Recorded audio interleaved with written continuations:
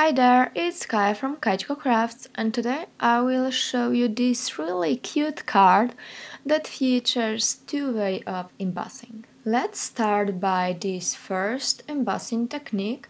I will use the stencil that is just gorgeous. Look at these hearts.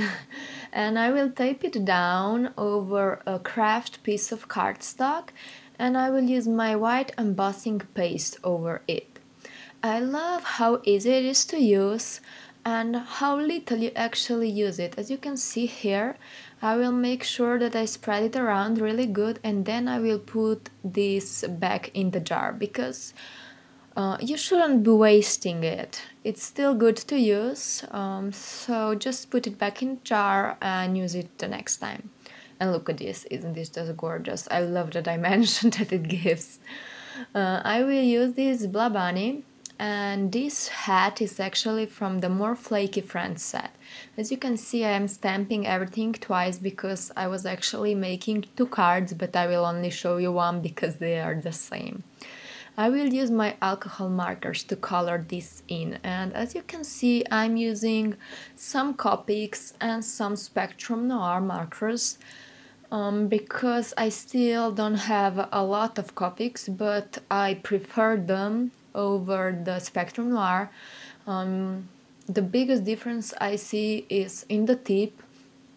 I just color easily with the brush tip that Copic have. So now I will just color this bunny in with gray. I will make sure that I put some shadows down, but I won't bother really much about coloring because I just want to look cute, simple and cute. And as you can see, I will just start positioning my card. This is really simple card, so I will just use my double-sided tape to glue this beautiful piece on my cardstock. It's slightly smaller than the card base, but I wanted it to look this way because I love this white edge. So I will start gluing everything together now. Now I'm using my glue that I have in my syringe, and I love using liquid glue for details, and this syringe helps spread it around. These two die cut pieces are from Blah Bunny set from the coordinating dies, and they die cut a rug.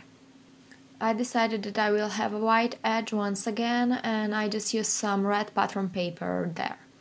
And here I will use brand new stamp from the Merry Christmas set, I believe, and I will emboss it. So here is the second way of embossing, and it's called heat embossing.